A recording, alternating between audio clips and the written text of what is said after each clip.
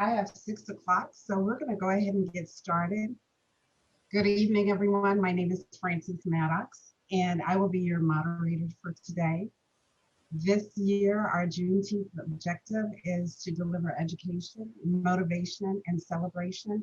We have a full week of events that you will not want to miss. So we certainly thank you for joining.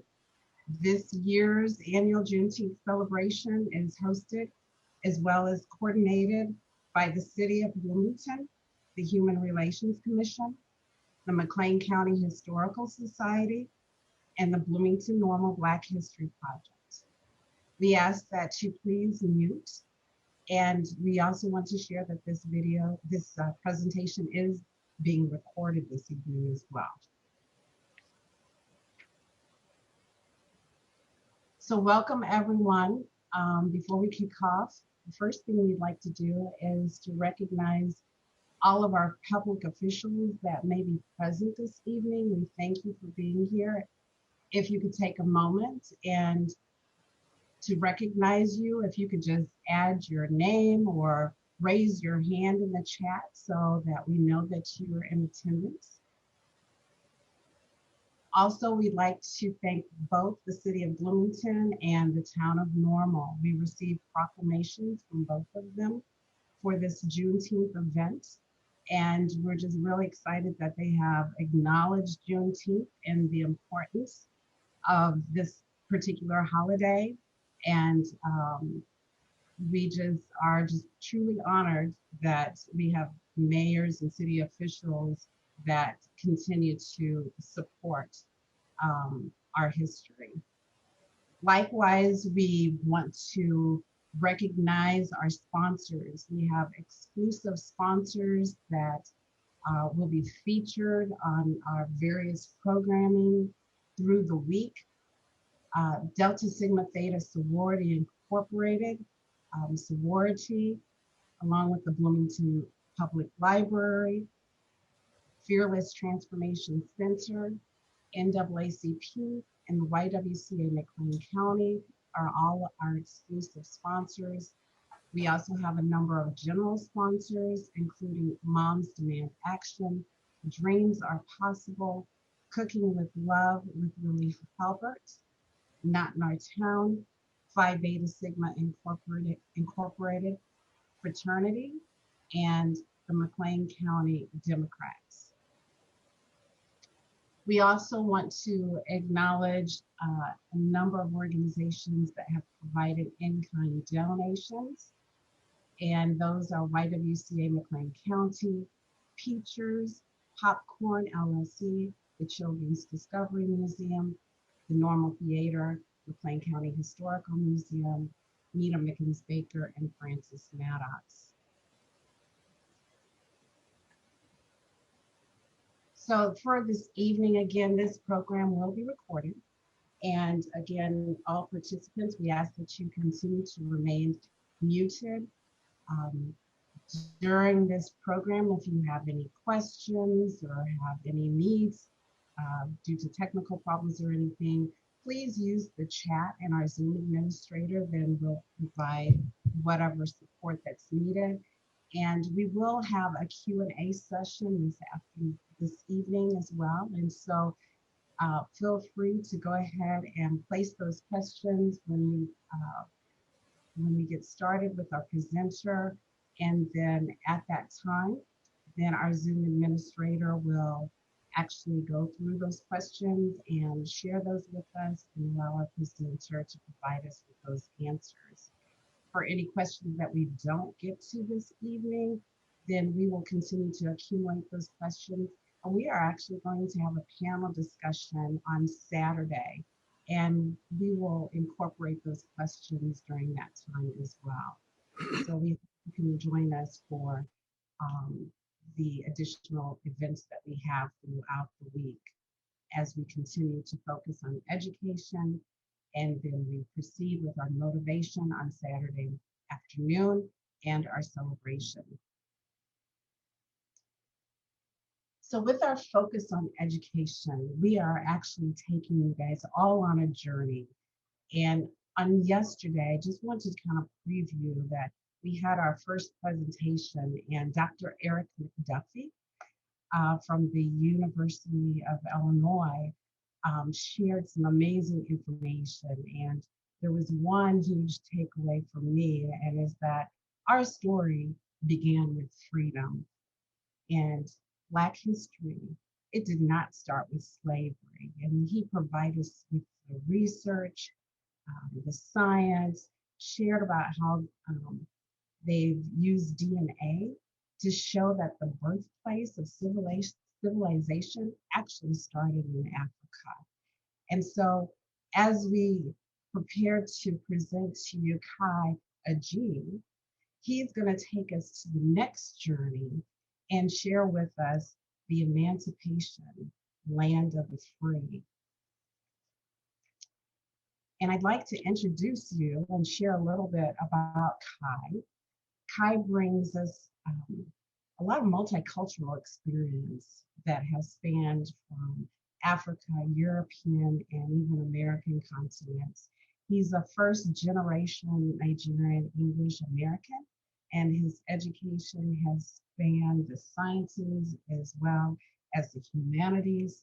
He has a master's degree in political science, and he is an adjunct professor for 15 years now at 3 different universities. He also has experience as a project developer, and he's also an entrepreneur. He's also very much engaged with the community here in Normal and Bloomington, Illinois. And he's currently on the Bloomington Human Relations Commission.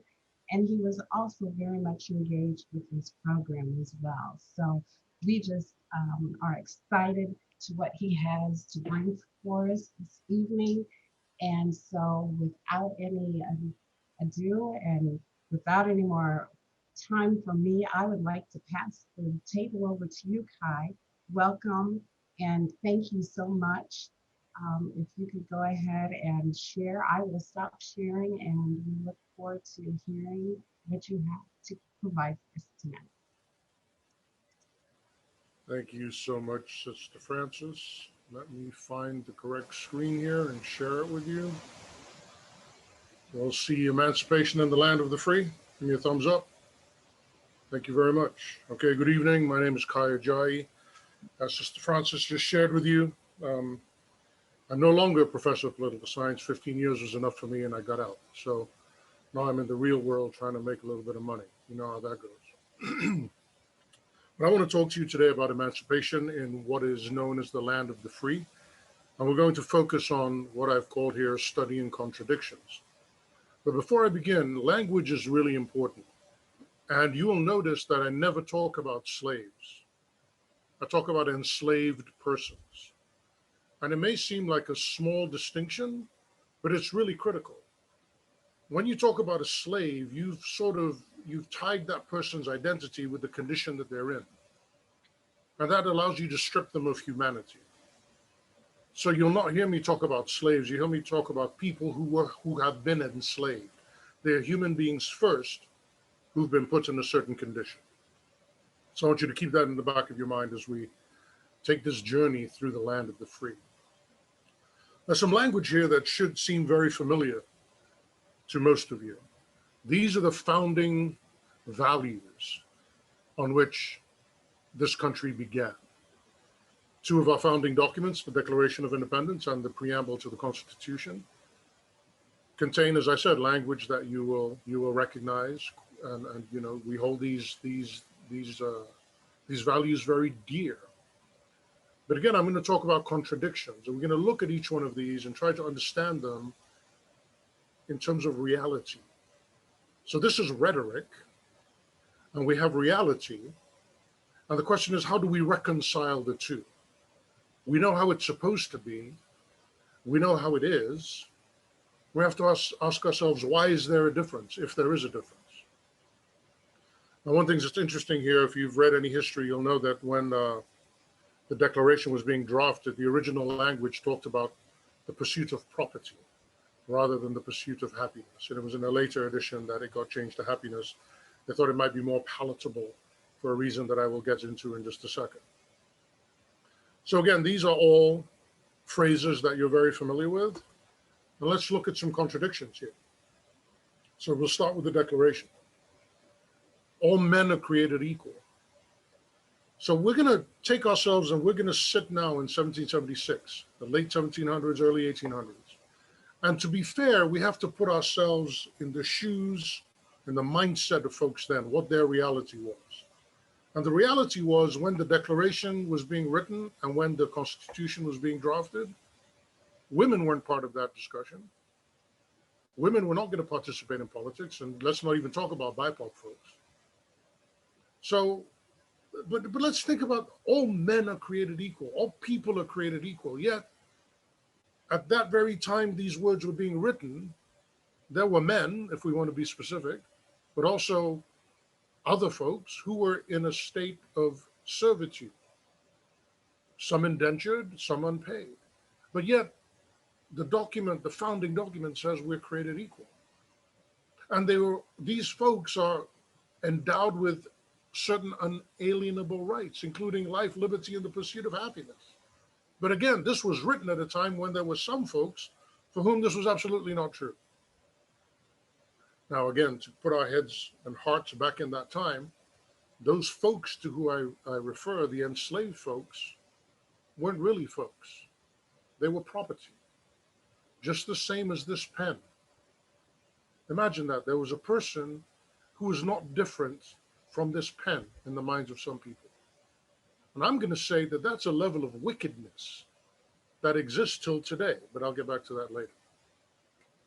We'll look at the Constitution itself. We the people, to whom did that refer? Today we interpret it to mean everyone above the age of 18 that's going to participate in the electoral process, right? But no, citizens, full citizens back then, were white, were male, and they owned property. So that was who we the people referred to. We want to talk about justice, yeah, just not when it comes to the enslaved folks. You want to have tranquility. What you really want is to maintain order.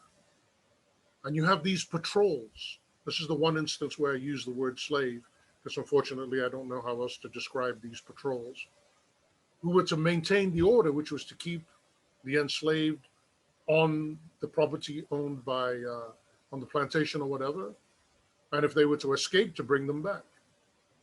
And then finally, to secure the blessings of liberty. This language is so beautiful, it's so powerful. But can you imagine writing this when you know as you write these words that there are significant portions of your population to whom none of these flowery words apply. But again, those aren't people. That's property we're talking about. It's different. You wouldn't ask me to apply these values to my mule or to the cows on the farm. Why then should I apply it to these enslaved folks, these Africans? It's very easy as human beings. Once we other someone or something, it's very easy to then justify the oppression of that someone. So again, I want you to all, I want to start with our foundational values and talk about the contradiction at the time they were written with the reality on the ground. Remember, rhetoric, reality, how do we reconcile the two? I don't think you can. So that's where we'll start. Let's look at our values at the time Lincoln was born, 1809. The leader of the country at the time, the day he was born, he was only going to be in power for a little while longer, was himself someone who practiced in the enslavement of people, Thomas Jefferson. And we know all about his history and his children with Sally and the rest, right? I'm not going to, separate seminar for that. But here's an interesting stat for you. At the time Lincoln was born, there were about 7 million people in the United States. And every sixth one was an enslaved person. That's almost 1.2 million enslaved folks at the time that Lincoln was born. And I'm going to share with you a stat of how many people were enslaved when the Emancipation Proclamation came around. When Lincoln was born, the US had prohibited the importation of folks for enslavement. So the trade in human beings was now banned, at least when it was coming from outside of our borders. The institution of enslavement was alive and flourishing, particularly in the South. I'm not trying to give the North an escape. We'll come to them in a second. But the entire social and economic fabric of the South was based on enslavement. And to jump into my ivory tower for a minute, and I did a minor in philosophy in my first degree. Thomas Hobbes, English philosopher, talks about life being nasty and brutish. That's a tame description of what life for the enslaved was like. And I'm not here in this presentation to harp on the injustices and the brutality that was meted out to those who were enslaved. We all know or should know about that. If you don't, you can start by watching Roots and take it from there. But I want to emphasize that we're talking about a time where people were being brutalized in a nation that valued itself as holding these lofty ideals. In the North, where you had abolitionists, they only would go so far. You might be free, but you're not a full member of society. You're not going to serve on a jury or vote or be elected to public office. And here's a key. There wasn't one American institution, not one, that recognized African Americans as citizens, not one, not as full citizens. So even in this time in the North, and there was movement towards abolition, and there was more freedom for African Americans, we still were not full citizens in the eyes of American society. Lincoln was a complicated man, and there have been scholarly articles written about everything from he was an abject racist to he was the greatest abolitionist ever. And as with all things, the truth lies somewhere in the middle. So I took two extreme examples, one from relatively early in Lincoln's political career, and one from a little later, just down the street in Peoria. And the first one is one that critics of Lincoln will always harp upon. This was in response to Stephen Douglas in Charleston, 1858, where in no uncertain terms, Lincoln laid out that he didn't believe in equality between the races. But then, what is this, 5 years later? He's using his faith as his moral compass in arguing that enslavement is a moral sin.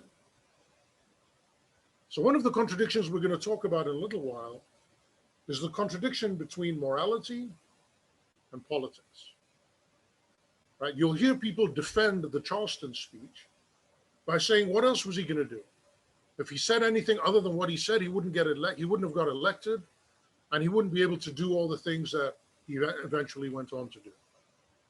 It's so fascinating. Just today on the BBC News, I heard an interview with a former Israeli PM about the issues going on in Jerusalem today with the march.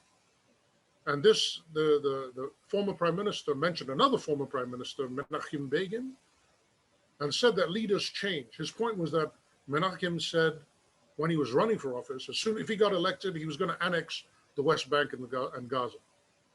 And then he got elected and didn't do it because he realized the reality once he got into office. Rhetoric, reality, right? So was Lincoln being realistic, pragmatic when he made his statement in Charleston, and later, after being elected and being able to do the things he was able to do, could then let his true feelings out? We'll never know. But what we do know is that these two contradictory thoughts, positions, existed in the one man. I guess the lesson is one can grow from one position to another, and that's the mark of a decent intellect, where you can hold a position, be presented with conflicting evidence, reflect upon it, and then adjust your position. That's called critical thinking, as opposed to just sticking to one position just because, right? Anyway, so here are the contradictions that we've enumerated so far. On the one hand, you have the land of the free, and at the same time, that same land is the home of the enslaved. You've got moral concerns that have to be measured against political considerations. You have the concerns of the few, and if you're Lincoln and the president, you're worried about how you're going to preserve the Union. So what do? Well, the first tact that Lincoln took was to see if, since the Constitution granted the ownership and protection of property, and remember the enslaved were considered property, the first thought Lincoln had was, okay, those states where enslavement is legal, let's not try to take away or ban enslavement in those states, but rather contain it. And over time, the error of their ways would become apparent, and the ultimate extinction of this system of enslavement would ensue. Well, we know how that turned out, not so well. So what was Lincoln left with? The Emancipation Proclamation. So let's take a look at that. 1862. All enslaved persons, and here's the key, in the states currently engaged in rebellion against the Union shall be free. So let's just stop there for a second. This is a very cunning fellow, Lincoln. He's fighting against southern states that want to secede. Their society, and more importantly, their economy, is predicated on free labor. That's how they were able to be such an economic force, because they've got free labor to produce all their cotton and various other items that they could then sell on the market. You got incredible margins, so life is good. So if you free their free labor, and it now costs them money, you're going to cripple their economy. And if their society is predicated upon servants that you don't have to pay, and all of a sudden your grand plantation home, you and your wife and your kids have to keep it up, it becomes a backbreaking job, and maybe you can't handle it. So it was very shrewd on the part of Lincoln and his advisors to free the enslaved persons in the rebelling states. But what's fascinating is, if there were states that border the Southern Confederate states that supported the Union, but also allowed enslavement, emancipation didn't apply to those states. Contradiction again, right? But here's a stat I wanted to share with you. Between Lincoln's birth and the issuance of the Emancipation Proclamation, 300% increase in the number of the enslaved in 50 plus years, from 1.2 million to 4 million. It's actually more like 333% increase, but 300 is good enough. Also, in the shrewdness of this Emancipation Proclamation was the fact that France and Britain were considering backing the Confederacy so as to extend their influence in the region. But those two countries were vehemently anti-slavery. So by casting the Confederacy as the only entity in North America that was fixated on maintaining enslavement of people, they cut off a potential line of additional support for the Confederacy by freeing the enslaved in those rebellious states. Interestingly, the Emancipation Proclamation also opened the door for Black soldiers. Black folks who had fought in the War for Independence were now able to fight in the Civil War, fight and die, and shed their blood for principles that didn't apply to them. I was doing some background reading for this presentation, and Lincoln wrote to his sister-in-law, remarking upon the state of 12 enslaved folks that he came across on the side of the road. And he was marveling at the fact that these people, despite their awful predicament, were smiling, were singing. One was playing the banjo. And he couldn't understand. You know, this is our great gift, but also our curse. In the face of adversity, we make the best, right? And people interpret that uplifting spirit as weak in a way. How could they celebrate in the face of such atrocity? What comes to mind is the saying that folks should be grateful that what is being asked for is justice and not revenge. And maybe that's how you suppress the rage,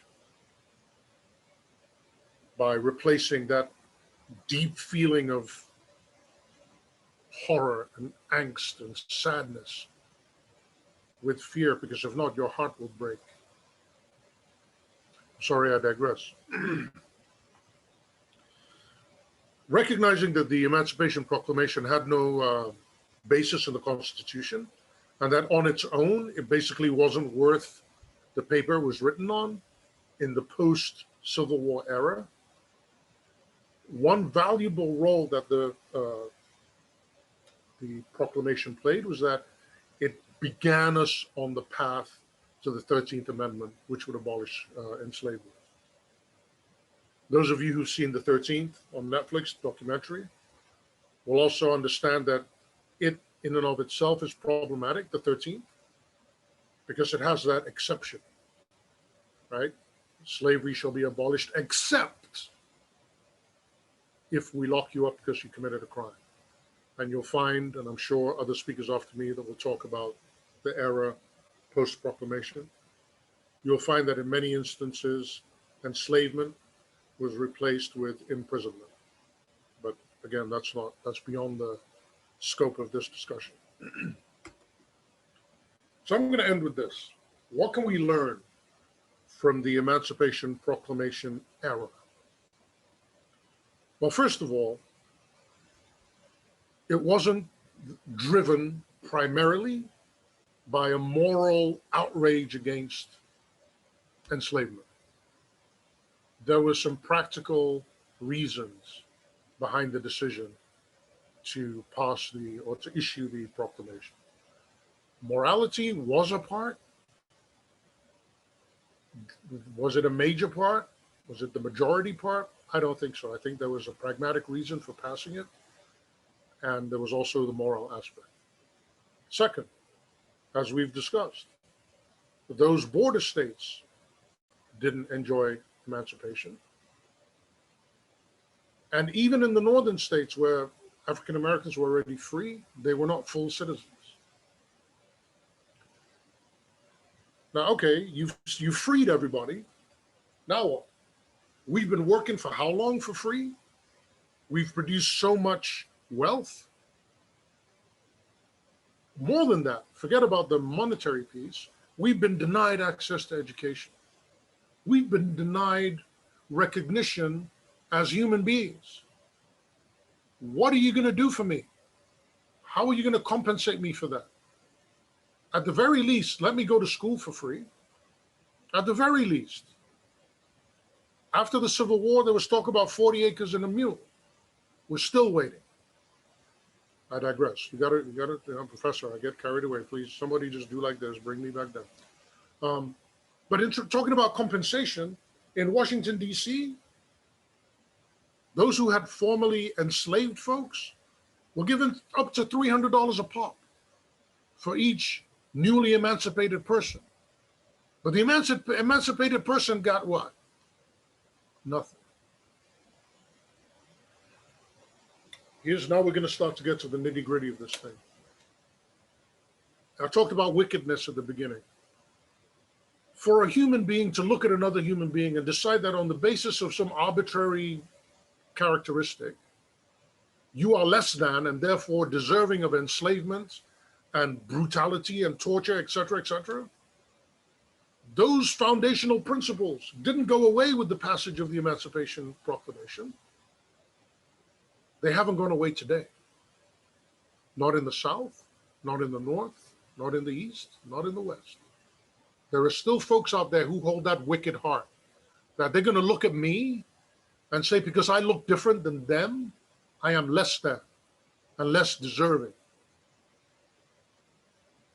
One very important point here is that it's connected to this ongoing lesson I want to end with. Unless you have truth, we can't reconcile.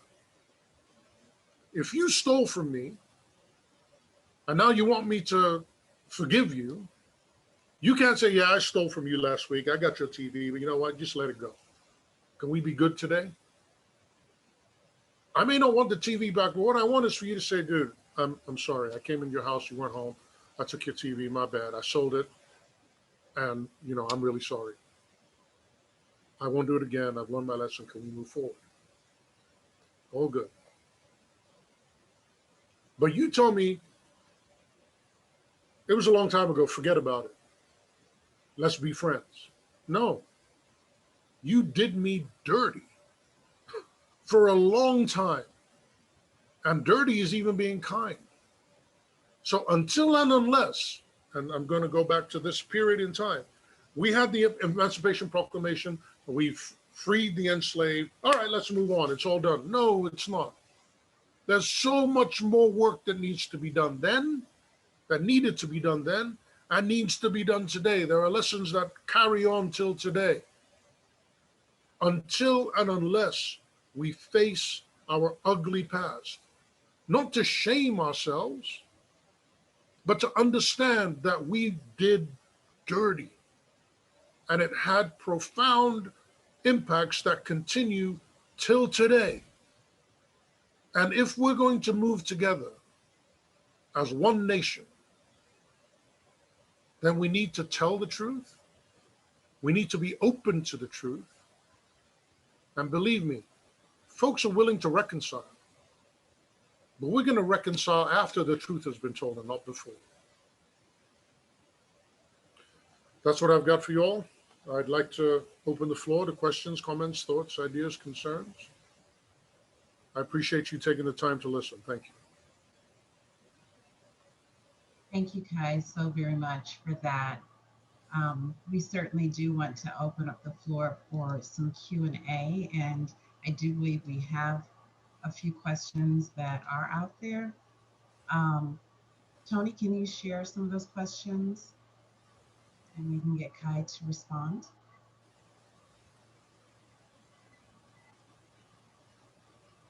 Okay, I'm in the process here of just monitoring this here to see what questions we actually have here. Question: how do we help to change individuals' reality to help understand the true Black experience when some folks do not want to teach the true history as it relates to Blacks? It's a great question. Folks want to bury their heads in the sand, right? People are uncomfortable when it comes to talking about race, right? But I didn't do it. It wasn't my grandfather didn't do it. It was my great, my family never did the thing. You know what? You're benefiting from 600 years. Right? My math is bad, probably 1619 to 500 years, right? You're benefiting from that. What is it, 8 times the amount of net worth that white families have over Black families, right? So it's uncomfortable. How do we change folks into reality? It's this business is about, listen, I want you to listen to the truth and understand the truth, not because I want to shame you, but I need you to understand where I'm at, what I've been through. Until you can empathize with me, we can't move forward. And in order for you to empathize with me, you have to understand my history. So the unfortunate piece is that there's too many in our society today that don't want to hear about that truth. They don't want to hear about January 6th, for goodness sake. They're trying to sweep that under the rug. How much more 1619? No, but these are the same folks. I'm sorry. That's Mr. Jai. Just a second. Chai Jai. Yes, sir. Just a second. Well, he's not. Can we ask you to mute, please, and drop your questions in the chat, please? Thanks, Sister Francis. I'll wrap up now. The same folks who don't want to hear about January 6th this year, they don't want to hear about 1619. Please, they don't. They just want to kind of let's move forward, not backwards. But dude, we can't move forward until we've atoned for the past so we can move on with the future. Sorry about the long-windedness. We see your passion. Okay. Of it, so. We have another question. Oh, yes. The next question. Does the Emancipation Proclamation, General Order Number 3, request that freed slaves go back quietly to work for the employer for wages? Yep, it sure does, Brother Jeff. The part of the proclamation said, don't riot, don't get all carried away. Where possible, just go to work for a decent wage. Like that's going to happen. You've been working for me for free because under threat of death, and all of a sudden, because somebody in DC said that I should free you, now I have to start paying you wages. Yeah, it's part of the ridiculousness of the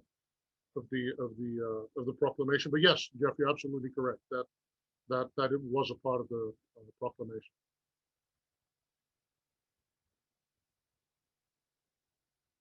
Okay, I see a lot of positive compliments here. Do we have any additional questions?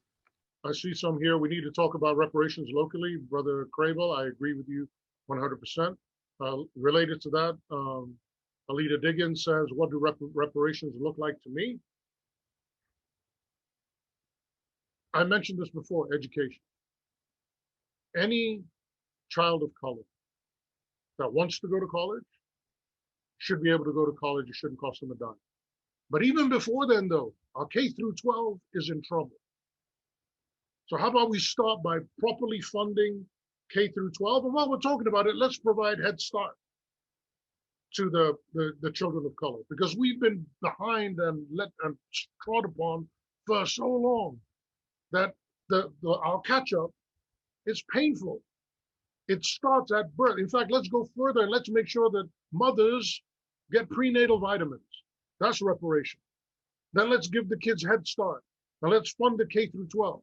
And then watch how many Black kids are ready to go to college, that are qualified to go to college, that are hungry to go to college, that want to produce and perform for themselves and for the nation. That's what reparations look like to me. Sister Georgine comments on the truth. Reverend Black corrects my math for me and says it's 401 years. Dr. Carla Campbell Jackson asks about critical race theory and the 1619 Project.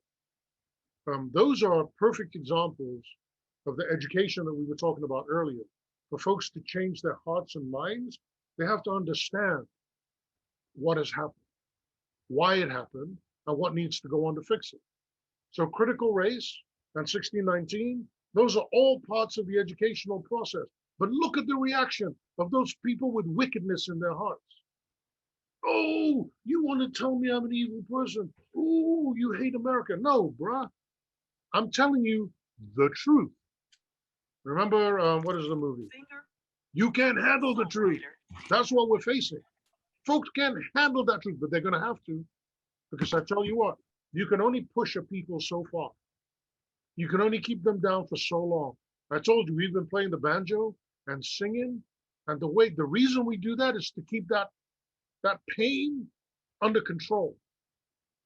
But listen, there are too many folks who are being raised without hope. And when folks don't have hope, they don't care. Their lives don't mean jack. We see it in the inner city in Chicago. These are people what do they have to live for? So they live out. It's a matter of time. Right now, you trying to contain it in the inner city. What happens when folks explode? So even if it's just for self-preservation, learn the history, learn from the history. What did Sister Morrison say? When you learn to better, do better.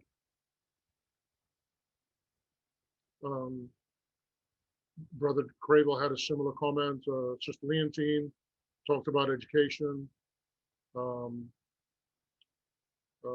Sarah Breeden talks about the presentation should be live streamed for the school board meeting. Oh, Lord, help us with the school boards.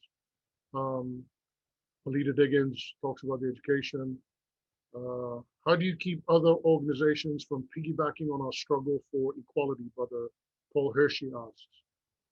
Piggyback all you want, so long as we're going in the same direction. I don't care who's with us. If your heart is in the right place and we're all aiming for the prize, let's go. One thing I've learned, we've been in the struggle 401 years. Thank you, Reverend Black. And we're still asking the same questions today that were being asked when the Emancipation Proclamation was passed about justice and equality.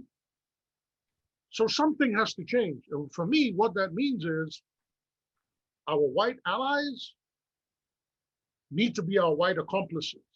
We're not in the room 4th of July around the barbecue when Uncle Billy Joe Bob makes that racist comment. But our white accomplices are, and they got to tell Billy Joe Bob, hey, we don't do that. That's done. We're not in those spaces. We can't have that impact. It's when white folks stand up to other white folks and say, this stuff you're doing is wrong, it's got to stop. When they become actively anti-racist and not just non-racist, that's when stuff starts to happen. So piggyback all you want. Please come piggyback. Let's go, because we need all the help we can get.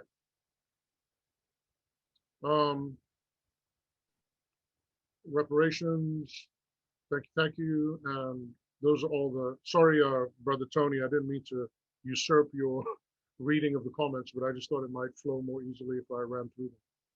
Well done. Thank you.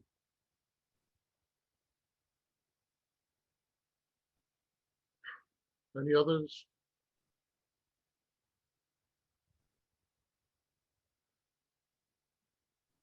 Well, thank you, Kai. I think everyone felt this presentation was very well done, and we appreciate you taking us back from the proclamation and even talking about today's challenges that we currently have and we continue to work through. And I think you certainly told the story, and it must be told and continue to be told so that we can continue to move forward.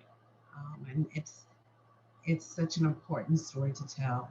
And as you mentioned, the truth must be known. So thank you so much for your time today to educate us. And we know this is just a start. There's certainly more to come this week. And so I encourage everyone to continue to participate. Tomorrow we actually will bring Gary Moore, and he's going to share more information about Reconstruction. So he's going to lead off from where Kai finished and begin with 1865 through 1877. And we will continue to challenge you and educate you through this journey of history. So thank you so very much, Kai, for this information. And we look forward to you to also coming back on Saturday. We will have a panel discussion at 1 p.m. on Saturday to continue to motivate everyone so that we can continue to make a change and to move forward as a call of action to improve not only from the past, but even here where we are today. There's a lot to be done. So thank you again, and we encourage all of you to continue to participate in our sessions through the remainder of the week. Same Zoom link through the end of the week Friday. And for more information about our events, please go to www.bnbhp or Bloomington Normal Black History Project.com for our full schedule. And let me go ahead and share my screen again because we want to share a little bit other information with everyone too in a moment.